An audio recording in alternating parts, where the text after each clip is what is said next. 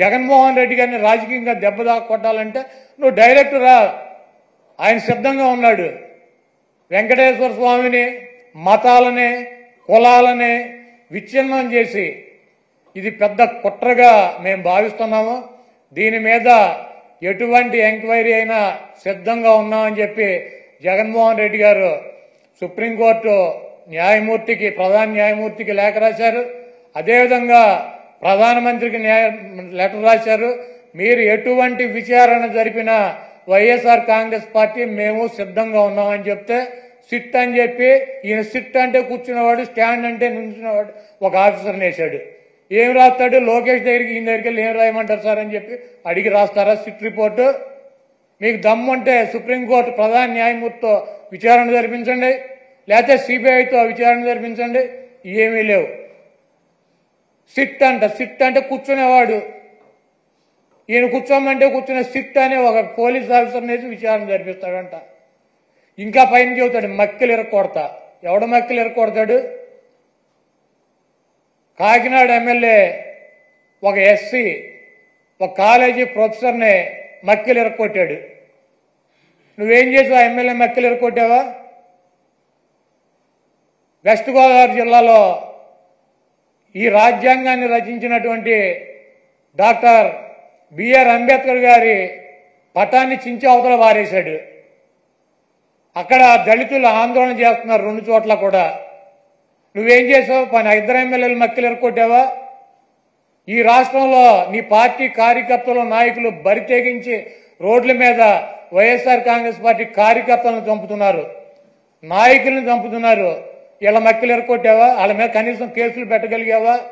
నువ్వు నీ పార్టీ వాళ్ళ మక్కిలు ఎరకొట్టలేవు, నువ్వు వచ్చి అవతల వాళ్ళ మక్కిలు ఎరకొడతా. ఇవన్నీ పోసుకోవాలి కబుర్లు ఎందుకు? నీకు దమ్ముంటే నీ పార్టీలో జరుగుతున్నటువంటి అక్రమాలు, నీ పార్టీ ఎమ్మెల్యేలు, నీ పార్టీ కేడర్ చేస్తున్నటువంటి దుర్మార్గాలనే అరికట్టు, వాళ్ళ మీద చర్యలు తీసుకో. నువ్వు ఇవన్నీ చేయకుండా నొట్సలతోనే ఒకటి చెబుతావు, నోటితోనే ఒకటి చెబుతావు. ఇక 24 గంటల దేవుడైనా రాజకీయమే, మావైనా రాజకీయమే, ఏదైనా రాజకీయమైనా మన బతుకు. వీళ్ళకి కొన్ని అలవాట్లు అయిపోయినాయి. ఇలాంటి విధ్వంసాలు చేయడం, విధ్వంసాలు వేరే వాళ్ళపైన వేయడం. బోట్లు పంపించడం ఏంటి? వచ్చాయి. ఏ స్పీడ్లో వచ్చాయి? ఒక వెలాసిటీ 11,30,000 40,000 వాటర్ పోయినప్పుడు ఎంత వెలాసిటీ వస్తుందో మీరు గుర్తుపెట్టుకోవాలి. ఆ వెలాసిటీలో 40 టన్నుల బోట్ వచ్చి ఏవైతే అక్కడ సపోర్టింగ్ ఉన్నాయో దాన్ని హిట్ చేసే పరిస్థితి. కాలం హిట్ కావాలి, ప్రాజెక్ట్ డ్యామేజ్ కావాలి. కానీ ప్రాజెక్ట్ డ్యామేజ్ కాలేదు. ఎందుకు? ఆ కాలమును కొట్టకుండా ఇది ఆ సపోర్టింగ్ దాన్ని ఏమంటారు మనం, కౌంటర్ వెయిట్ ను కొట్టాయి.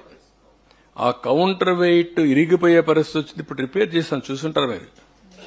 What is this? అవి తీస్తే రాలేదు. 4-5 రోజులు ఎన్ని శత విధాల ప్రయత్నాలు చేసి తీసే పరిస్థితికి వచ్చారు. బాధ్యత లేదా మీకు? క్షమాపణ చెప్పరా మీరు? మీ బొమ్మ వేసుకోలేదా? మీ గుర్తులు వేసుకోలేదా? మీ పార్టీ కాదా? అంటే దేశం వదిలిపెడతారా? ఆంబోతులా మీరు? అడిగితే ఎదురుదాడి చేస్తారా మీరు? అంటే మీ బోట్లు మీరు పంపించి ఆంబోతుల మారిగా తయారై ఒక ఎంత డేంజర్ అండి అది. ఎన్ని గ్రామాలు పోతాయండి? ఇప్పటికే మీరు చేసిన తప్పుడు పనుల వల్ల 6 లక్షల మంది నరక యాతన అనుభవించారు బుడమేరులో. ఈ రోజు కూడా అనంతపూర్లో మీరు చూశారు. ఒక రథాన్ని కాల్చేస్తారా మీరు? ఒళ్ళు దగ్గర పెట్టుకుంటారా లేదా? చెప్పా, ఎవ్రీవేర్ కెమెరాలు పెట్టమన్నాడు. మక్కలు ఇరగొట్టిచ్చేస్తా. Be careful. Law and order గాని క్రియేట్ చేశారో, ఇంట్లో నుంచి బయట వచ్చి ఎక్కడ చిన్న వైలెన్స్ జరిగినా నెక్స్ట్ 1 సెకండ్ లో మీ చొక్కా పట్టుకునే పరిస్థితి వస్తుంది. That is the mechanism I'm establishing. We're not inefficient.